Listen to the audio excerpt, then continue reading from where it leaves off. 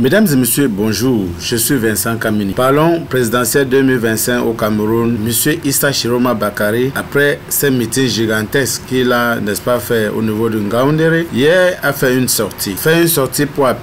Pour parler exclusivement à monsieur Bello Bouba Maïgari de se joindre à lui pour qu'on opère, n'est-ce pas, le changement au Cameroun, le changement tant attendu au Cameroun. On va un peu entrer dans l'historique de ces deux hommes-là pour dire que Issa Chiroma Bakary et Bello Bouba Maïgari ont marché ensemble au début des années 80-85. À la chute du pouvoir, quand Aïdjo passe, parce que quand on dit la chute du pouvoir, ça peut être comme s'il y a eu un coup d'État ou non. Quand Aïdjo démissionne et que Paul Biya devient le président de la République en 1982, il nomme Bello Bouba Maïgari comme premier ministre. Donc Bello Bouba Maïgari a été le premier ministre de Paul Biya. 2 ans après, avec l'histoire des vrais ou faux coups d'État de 1984, il y a eu des problèmes avec les nordistes et tout ça. Pendant que Issa Chiroma avait été arrêté et j'étais en prison, Bello Bouba Maïgari avait pris la fuite et il est allé au Nigeria en exil.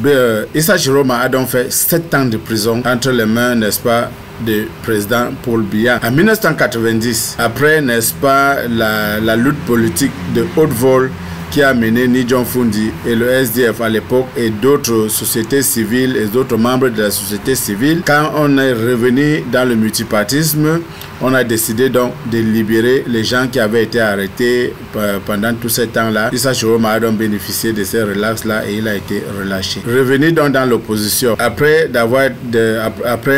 ces grâces présidentielles-là, de 90, Bello Bouba Maïgari revient au Cameroun et par de manière bizarre, il reprend la tête de UNDP. Mais quand il reprend la tête de UNDP, Issa Chiroma le rejoint à UNDP. Donc ils ont marché ensemble pendant longtemps. Issa Chiroma a toujours été dans le combat. C'est un combattant et il connaît défendre ses idées. Donc c'est quelqu'un que quand vous lui donnez un travail de faire, il fait bien. C'est-à-dire quand il était dans l'opposition avec Issa Chiroma, avec Bello Bouba, quand Issa Chiroma était dans l'opposition avec Bello Bouba, il faisait bien son travail de opposant. Si vous suivez les paroles d'Issa Chiroma à l'époque, voilà, vous n'allez pas croire. Entre-temps, quand Bello est allé au gouvernement et que Issa Chiroma et Bello, ça n'a pas marché, Issa Chiroma allait créer son parti politique et lui aussi, en 97, il est entré au gouvernement. Chacun est allé de son côté. Mais sauf que Issa Chiroma dans le gouvernement, pour défendre le gouvernement, il défendait le gouvernement plus mieux que même les gens de la RDPC. Après ça, il a démissionné il y a quelques mois pour revenir dans l'opposition.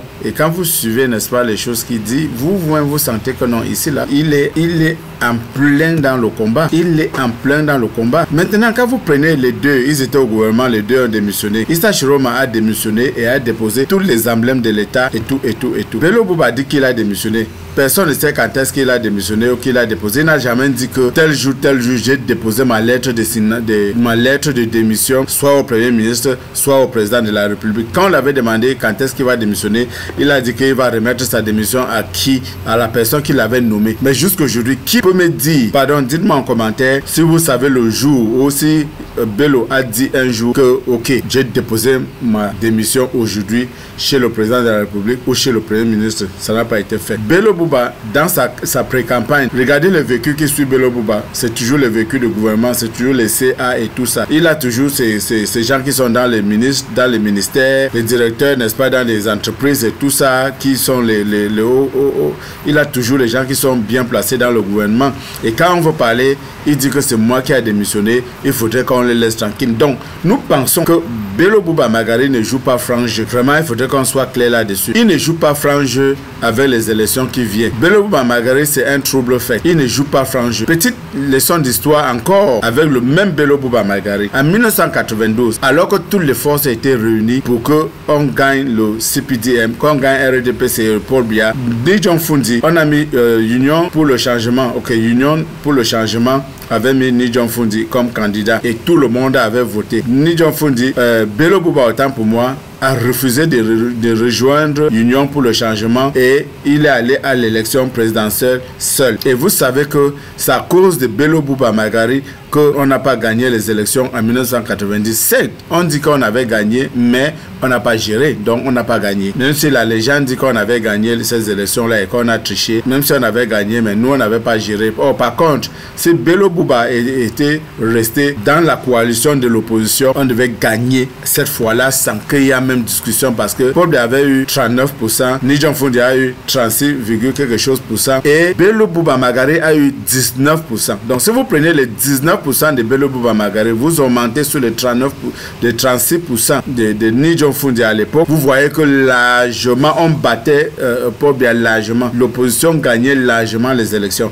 Et je pense que pour cette année-ci, c'est la même chose que Bello Bouba est en train de faire. Bello Bouba, il est en train de faire la même chose cette année-ci. On va suivre la sortie d'Issa Chiroma Bakary hier et après on vient conclure cette petit programme. Merci. Mes chers compatriotes camerounaises et camerounais, les récents meetings de Bertoua et de Ngaoundéré ont marqué un tournant historique dans notre marche vers le changement. À Bertoua, l'Est a parlé haut et fort. À Ngaoundéré, dans le fief même de mon frère, le ministre d'État, Bello Bouba Maïgari, président national de l'UNDP, la jeunesse et les militants de l'UNDP se sont levés courageusement pour réclamer l'unité autour de ma candidature. Ils ont dit clairement, nous voulons l'union pour vaincre et nous voulons que Bello et Chiroma marchent ensemble. À toi mon frère, Bello Bouba Maïgari, je veux aujourd'hui parler à cœur ouvert devant le peuple et devant l'histoire. Toi et moi, nous savons ce que signifie le combat pour l'alternance. En 1992, j'ai marché à tes côtés, j'ai combattu avec toi et nous avons failli remporter cette victoire. Mais malheureusement, une faille s'est glissée et le système en place a profité pour s'accrocher encore au pouvoir. Aujourd'hui, une opportunité inédite se présente à nous pour corriger les erreurs du passé. Comme le demande l'immense majorité du peuple camerounais, viens combattre à mes côtés comme j'ai combattu au tien. Donnons-nous la main pour assurer enfin cette victoire que le peuple attend depuis plus de 30 ans. Je le dis sans détour, l'heure n'est plus au calcul ni aux hésitations. L'heure est à l'unité. C'est ce que réclame le peuple, c'est ce que le Cameroun attend de nous. Je veux aussi alerter nos compatriotes face à cette vague populaire qui monte, face à l'union des forces qui se dessinent, des forces tapies dans l'ombre, s'apprêtent à engager des manœuvres inconstitutionnelles pour se maintenir au pouvoir sous une autre forme. Mais je vous le dis, cela ne marchera pas. Toute velléité de passage en force sera étouffée dans l'œuf par le peuple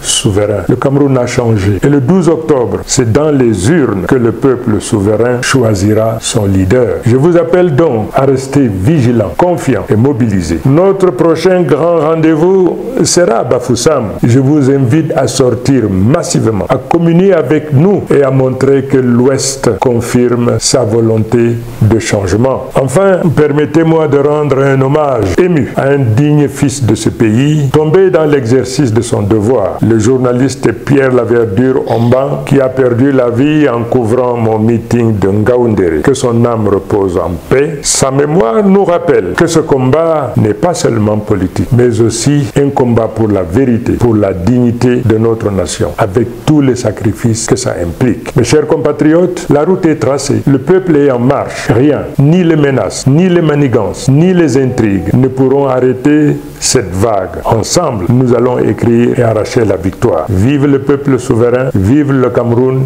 libre et réconcilié. Que l'Éternel bénisse notre nation. Je vous remercie. Alors, mesdames et messieurs, vous venez d'écouter le message fort que Issa Chiroma Bakary a envoyé à Bello Bouba. Il lui rappelle qu'en 1992, il a combattu de ses côtés et ils ont failli gagner. C'est vrai qu'ils étaient très loin de gagner en 1992, mais ils étaient quand même ensemble. Pour cette année-ci 2025, il appelle son frère Bello Bouba de lui rejoindre. Pourquoi ensemble?